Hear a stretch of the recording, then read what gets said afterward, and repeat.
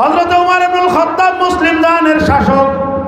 হযরত ওমর ফারুক রাদিয়াল্লাহু তাআলা আনহুর একটা বৈশিষ্ট্য, 11 বছরের মধ্যে মাত্র 1 ঘন্টা করে প্রত্যেকদিন 1 ঘন্টা, প্রত্যেকদিন 1 ঘন্টা ঘুমাইছে ওমর ইবনুল খাত্তাব।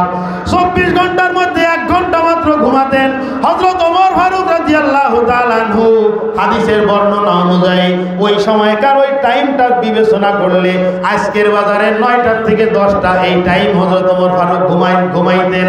1 ঘন্টা ঘুমানোর পর সারা রাত উনি ছদ্মবেশে বিভিন্ন এলাকায় ঘুরে ঘুরে মানুষের অবস্থা দেখতেন। ও মুসলমান, নেতৃত্ব দিতে চাও, সমাজের নেতা যদি তুমি হইতে চাও, হাতে পায়ে ধরে অনুরোধ করিবা যান হযরত ওমরের রাজনৈতিক জীবনটা একটু মোতালা করে একটু অধ্যয়ন করে দেখো। যদি নেতা হইতে পারো, আমি বিশ্বাস করতে পারি না বাজান 5 বছর দায়িত্ব পালন করার পর 5 বছর পরে আবার কেন ভোট চাওয়া লাগবে? 5 বছর পরে আবার ভোট চাবেন কেন? আপনি 5 বছরের পরে আপনি ভোট চাইতে যাবেন না। আপনি মাইকে বলে দিবেন আমি আর এই জোর ঝামেলার মধ্যে নাই, তোমরা যারে পারো তারে নির্বাচিত করো। এই জনগণ নিজের পয়সা খরচ করে আপনাকে আবার ভোটে দাঁড় করায় দেবে জোর করে। এই রকম নেতা কেন আপনি হইতে পারেন না? এই রকম নেতা আপনি কেন হইতে পারেন না? বিরক্ত হচ্ছে না? এই রকম নেতা আপনি কেন হইতে পারবেন না? দেখেন হযরত ওমর ফারুক রাদিয়াল্লাহু তাআলা রাত্রে ঘুরে ঘুরে দেখে বিভিন্ন জায়গায় কোথায় কি অবস্থা হচ্ছে না হচ্ছে। হঠাৎ করে এক জায়গায় গিয়ে দেখে দূরে গ্রামে এক জায়গায়, এখনকার সময় বর্তমান সময় ছোট্ট ছোট্ট বাচ্চারাও প্রধানমন্ত্রীকে চেনে, ডক্টর ইউনূসের ছবি সব জায়গায় দেখে। ওই সময় কি এই সুযোগটা ছিল? ওমরের তো চেনে না। এখন উনি ঘুরে বেড়ায়, গভীর রাত, অনেক রাত গিয়ে দেখে একটা ঘরে টিম টিম করে আলো জ্বলতেছে। কি ব্যাপার, এখানে আলো জ্বলে কেন? উনি জানালায় দিয়ে উকি দিছে, কি ব্যাপার ভিতরে? দেখে যে 2টা বাচ্চা একটা হাঁড়িতে জাল হচ্ছে, রান্না হচ্ছে, 2টা বাচ্চা পাশে বসা, কোনো একটা মহিলাও মনে হয় ও পাশে আছে, এরকম একটা মনে হচ্ছে। এখানে একটা মাসালা খেয়াল করেন, শুধুমাত্র জনপ্রতিনিধি বা দায়িত্বশীল ব্যক্তিবর্গ যিনি আছেন, আপনি বাবা, আপনার মেয়ের, আপনি অভিভাবক, সন্দেহজনক রাত্রিতে মনে হচ্ছে যে মেয়ে মনে হয় ফোনে টুকটুক করে কারোর সাথে কথা বলতেছে, আপনি বাবা সতর্কতার সাথে আপনি হুকি মারতে পারবেন, এটা আপনার দায়িত্ব, অধিকার আছে। আপনি শিক্ষক, ছাত্র মনে হয় ভিতরে মোবাইল চালাচ্ছে রাত্রে, আপনি চাইলে জানালা দিয়ে উকি মারতে পারবেন। এই ছাড়া কিন্তু জানালা দিয়ে উকি দেওয়ার অনুমতি নেই, শুধু স্ত্রীর ঘরে উকি দেবেন, তাই ছাড়া আর কোনো জায়গায় দেওয়া যাবে না। বুঝেছেন কথা? স্ত্রীর ঘর ছাড়া কোনো ঘরে উকি দেওয়া জায়েজ নেই। কিন্তু আপনি দায়িত্বশীল, সেই হিসাবে আপনার জন্য সুযোগ আছে। মেয়ের ঘরের থেকে কথার আওয়াজ আসতেছে কেন, আপনি খেয়াল করতে পারেন যে ওখানে কি। বুঝাইতে পারলাম বিষয়টা? হযরত ওমর ফারুক রাদিয়াল্লাহু তাআলা দেখতেছেন যে ওই ঘরের মধ্যে এই অবস্থা। বাইরের থেকে ডাক দিয়ে বলতেছে, মাগো, হাড়িতে অনেকক্ষণ পর্যন্ত জাল হইতেছে, এখনো পর্যন্ত খাবার রেডি হলো না, ব্যাপারটা কি? মহিলা বলতেছে, তুমি কে? এত রাত্রে আমার বাড়ির সামনে, আমি একজন মুসাফির, রাস্তা দিয়ে যাচ্ছিলাম, তোমার ঘরে আগুন জ্বলতেছে মা, এখনো পর্যন্ত তুমি কি পাক করতেছো সেটা জিজ্ঞাসা করতেছি আমি। আমার ঘরের কি অবস্থা জেনে তুমি কি করবে? আমি একজন মুসাফির, আমি যদি চাই আমি চেষ্টা করব তোমাকে কোনো সাহায্য করার। মাগো, কি সমস্যা তোমার? মহিলা ভিতরের থেকে বলতেছে, বাবা মুসাফির, আমাদের খলিফা উমর ইবনুল খাত্তাব যদি তোমার মতো মানসিকতার হইতো, তাহলে আমার মতো বিধবা মহিলাকে আর এত রাত্রি জাগরণ করে রান্না করা লাগতো না। মহিলা কথা বলতেছে কার সাথে? কথা বলেন, কার সাথে? মহিলা কথা বলতেছে ওমরের সাথে। হযরত ওমর পরিচয় দিচ্ছেন, আমি একজন মুসাফির। ও মা, কি দুঃখ তোমার, কি সমস্যা? তুমি শুনে কি করবে? কয়, আমি চেষ্টা করব তোমাকে সাহায্য করার। তাহলে শোনো, মুসলিম জাহানের খলিফা সেজে বসে আছে ওমর ইবনুল খাত্তাব। এত বড় দায়িত্ব সে নিয়েছে, অথচ দায়িত্ব জ্ঞান তার মধ্যে নাই। উনি এখনো পর্যন্ত খেয়াল করতেছে না, আমার স্বামী, আমার বাচ্চার বাবা উহুদের যুদ্ধে শাহাদাত বরণ করেছে। শহীদের 3টা এতিম বাচ্চা নিয়ে আমি এখানে থাকি, আমার ঘরের মধ্যে আজকে 3 দিন পর্যন্ত খাবারের একটা দানা পানি কোনো কিছু নাই। আমার এই শহীদের বাচ্চারা কান্নাকাটি করতেছে, এই বাচ্চাদেরকে মিথ্যা প্রবোধ দেওয়ার জন্য এই হাড়ির মধ্যে পানি দিয়ে আমি জাল দিতেছি। আমার কলিজার টুকরা নয়নের পুতুলিদেরকে আমি বুঝাইতেছি একটু পরেই খাবার হয়ে যাবে, একটু পরেই খাবার হয়ে যাবে। আমি তো জানি যে আমার খাবারের মধ্যে, আমার হাড়ির মধ্যে কোনো খাবার নাই, শুধুমাত্র পানি দিয়ে আমি জাল দিতেছি, টকবক টকবক করে শব্দ হইতেছে। আমার মাসুম বাচ্চারা, নিষ্পাপ বাচ্চারা, তারা খুশি হইতেছে একটু পরেই খাবার পাওয়া যাবে। ও পথিক, তুমি একটু শুনে যাও, কিয়ামতের ময়দানে আমার এই 3টা বাচ্চাকে নিয়ে আমি আল্লাহর দরবারে ওমরের বিরুদ্ধে মামলা দায়ের করব। আমি একজন বিধবা মহিলা, আমার ঘরে রোজগার করার মতো আমার কোনো গার্ডিয়ান নাই, আমার কলিজার টুকরা 3টা বাচ্চা না খাওয়া, এর বিচার আমি আল্লাহর দরবারে দিয়ে দিব। ও খলিফা ওমরকে আমি কিয়ামতের ময়দানে আসামির কাঠ করায় দাঁড় করায় দেব। হযরত ওমর ইবনুল খাত্তাব এই কথা শ্রবণ করার পরে কলিজা কেঁপে গেছে ওমরের। হযরত ওমরের ঘাম ছুটে গেছে, কি করা যায়? এই মহিলা এখানে এরকম কষ্ট করতেছে, আমি তো খেয়াল করি নাই। ওই মহিলাকে খলিফা বলতেছে যে মাগো, তোমার তো উচিত ছিল খলিফার কাছে একটা বারের জন্য যাওয়া। খলিফা, সে মুসলিম জাহানের খলিফা, কত বড় তার দায়িত্ব, এত বড় দায়িত্বর থেকে তোমার খোঁজ খবর নিতে হয়তো সে পারে নাই, ভুলে গেছে, ভুল হয়ে গেছে। তুমি কি মাগো একটা বারের জন্য একটা দরখাস্ত নিয়ে ওমরের দরবারে তুমি যেতে পারো নাই? ও দুনিয়ার নেতারা, কান খুলে শুনে নাও।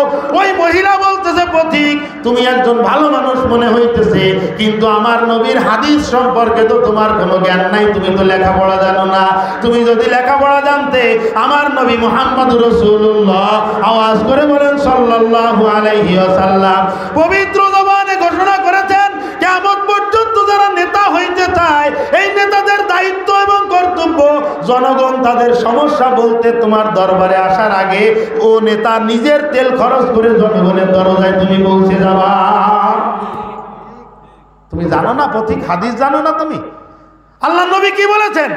খলিফা আসবে আমার দরবারে খোঁজ নিতে, আমি আমার সমস্যা নিয়ে খলিফার দরবারে যাব। এটা তো আল্লাহ নবীর আদর্শ না। আর আল্লাহ নবীর সাহাবী হয়ে খলিফা ওমর ইবনুল খাত্তাব কেন এই হাদিসের উপরে আমল করলো না?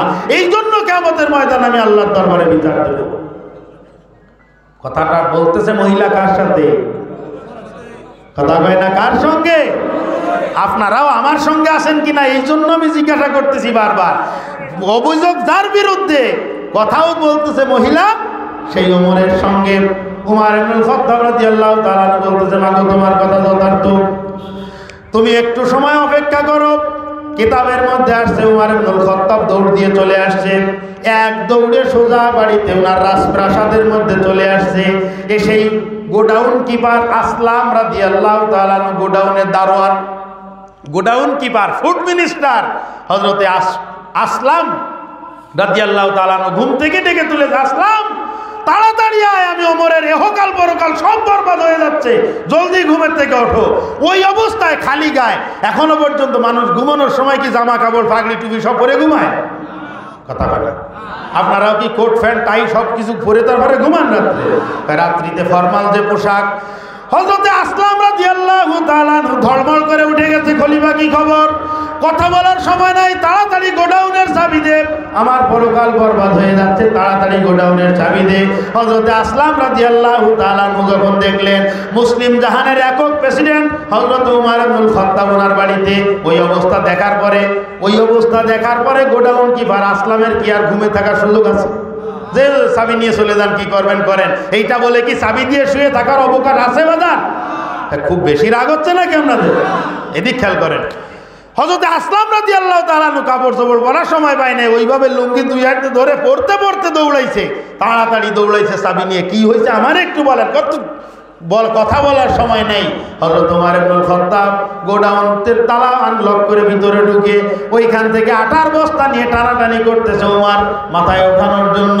ও বাজান, একটু আগে বলেছিলাম ওমর ছিলেন বাবার একমাত্র সন্তান, জিন্দেগিতে কোনোদিন কোনো কাজ করার অভ্যাস ওমরের ছিল না। আটার বস্তাটা নিয়ে টানা হেস্তা করতেছে, কিন্তু মাথায় উঠাইতে পারে না। হযরতে আসলাম রাদিয়াল্লাহু তাআলা বলতেছেন, হুজুর আমার মাথায় দেন, কোথায় নিতে হবে তাড়াতাড়ি বলেন। হযরত ওমর ইবনুল খাত্তাব বলতেছে, রে আসলাম, যেই ধরনের অপরাধ আমি করে ফেলেছি তাতে আটার বস্তা তোর মাথায় দিলে আমি আরো গুনাহগার হয়ে যাব। আটার বস্তা জায়গা পর্যন্ত আমাকেই মাথায় করে বহন করতে হবে, তোর কাছে দেওয়া যাবে না। হযরত ওমর ইবনুল খাত্তাব বলতেছে, যদি তুমি সাহায্য করতে চাও তাহলে অন্ততপক্ষে আটার বস্তাটা আমার মাথায় তুমি তুলে দাও। হযরত আসলাম মাথায় তুলে দিছে। ওমর আটার বস্তা নিয়ে দৌড়াচ্ছেন, হযরত আসলাম ও পিছনের দিকে দৌড়াইতেছে। ওইভাবে কোথায় যায়? এইভাবে যাইতে যাইতে প্রত্যন্ত অঞ্চলে ওই সেই বিধবা মহিলার বাড়িতে হযরত ওমর ইবনুল খাত্তাব আওয়াজ দিয়ে বলতেছে, মা তুমি একটু বাড়ির ভিতরে যাও, আমি একটু ভিতরে আসতে চাই।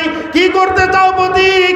তোমার জন্য কিছু খাবার দাবারের ব্যবস্থা করেছি, আমি একটু ভিতরে আসতে চাই। হযরত ওমর ইবনুল খাত্তাব ভিতরে প্রবেশ করলেন। ভিতরে গিয়ে নতুন করে চুলা খনন করে হযরত ওমর ইবনুল খাত্তাব ওই চুলায় আগুন লাগানোর চেষ্টা করতেছেন। হযরত আসলাম রাদিয়াল্লাহু তাআলা আনহু বর্ণনা করতেছেন, তাই আমি নিজের চোখে দেখতেছি নতুন চুলায় বাজান আগুন জ্বলতে একটু দেরি হয়। কথা বলেন ঠিক কি ঠিক না? হযরত ওমর ইবনুল খাত্তাব আগুন জ্বালানোর জন্য ফু দিতেছেন, বারবার ফুৎকার দিতেছে। তাই আসলাম বলেন যে আমি নিজের চোখে দেখি হযরত ওমরের ঘন দাড়ির ভিতর থেকে কুণ্ডুলি পাকিয়ে পাকিয়ে ধোঁয়াগুলো বের হয়ে যাচ্ছে। হযরত ওমর ইবনুল খাত্তাব অত্যন্ত কষ্ট করে কিছু রুটি বানাইলেন। রুটি বানানোর পরে মহিলাকে ডাক দিয়ে বলতেছে, মা তোমার এতিম বাচ্চাদেরকে ঘুমের থেকে জাগ্রত করে এই রুটিগুলো তুমি নাও, এখানে একটা আটার বস্তা আছে, কিছুদিনের জন্য তোমার চলবে, বাকি ব্যবস্থা আমি চেষ্টা করব কি করার।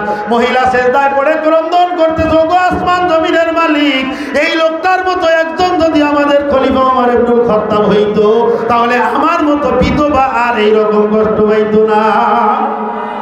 এর মধ্যে একটা লোকের খলিফা বানাওনি কেন মাওলা?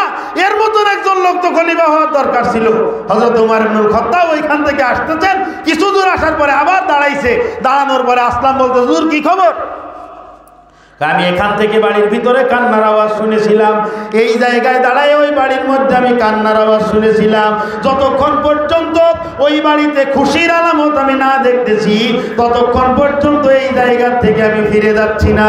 ও দুনিয়ার মুসলমান, ফজরের নামাজের পর, ফজরের নামাজের আগে আবার ঘোষণা দিয়ে দিচ্ছে, আগামীকালকে ফজরের নামাজের পরে সবাই বসে যাবা, একজন মারাত্মক কুখ্যাত আসামির বিচার করা হবে।